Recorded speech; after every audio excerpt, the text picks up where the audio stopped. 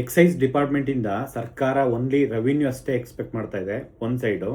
And other side ಏನಪ್ಪ ಅಂತಂದರೆ ಸರ್ಕಾರದಲ್ಲಿರೋ MLA ಇರ್ಬೋದು, ಮಿನಿಸ್ಟರ್ಸ್ ಇರ್ಬೋದು, ಅಲ್ಲಿರೋ ಅಧಿಕಾರಿಗಳಿರ್ಬೋದು, ಬರೀ ಭ್ರಷ್ಟಾಚಾರ.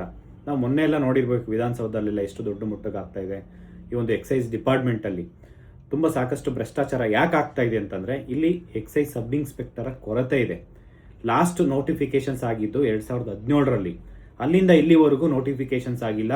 ಇವಾಗ ಸುಮಾರು 3-4 ವರ್ಷದಿಂದ 247 ವೇಕೆನ್ಸಿದು ಫೈನಾನ್ಷಿಯಲ್ ಡಿಪಾರ್ಟ್ಮೆಂಟಿಂದ ಅಪ್ರೂವಲ್ ಆಗುತ್ತೆ ಮತ್ತು ಪೋಸ್ಟ್ಪೋನ್ ಆಗುತ್ತೆ. ಹಂಗೆ ಕಂಟಿನ್ಯೂಷನ್ಸ್ ಹಿಂಗೆ ಮಾಡ್ಕೊತಾ ಬರ್ತಿದ್ದಾರೆ.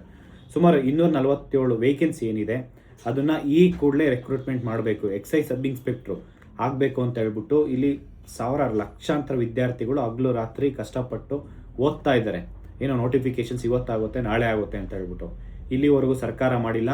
ಇದನ್ನು ನಾವು ಖಂಡಿಸಿ ಇದೇ ತಿಂಗಳು ಫೆಬ್ರವರಿ 11ನೇ ತಾರೀಕು ಬುಧವಾರ ಈ ಒಂದು ನೋಟಿಫಿಕೇಶನ್ಸ್ ಇಮಿಡಿಯೇಟ್ ರೆಕ್ರೂಟ್ಮೆಂಟ್ ಮಾಡ್ಕೊಬೇಕು ಅಂತ ಹೇಳ್ಬಿಟ್ಟು ನಾವು ಬೆಂಗಳೂರು ಫ್ರೀಡಮ್ ಪಾರ್ಕಲ್ಲಿ ಹೋರಾಟ ಮಾಡ್ತಾ ಇದ್ದೀವಿ.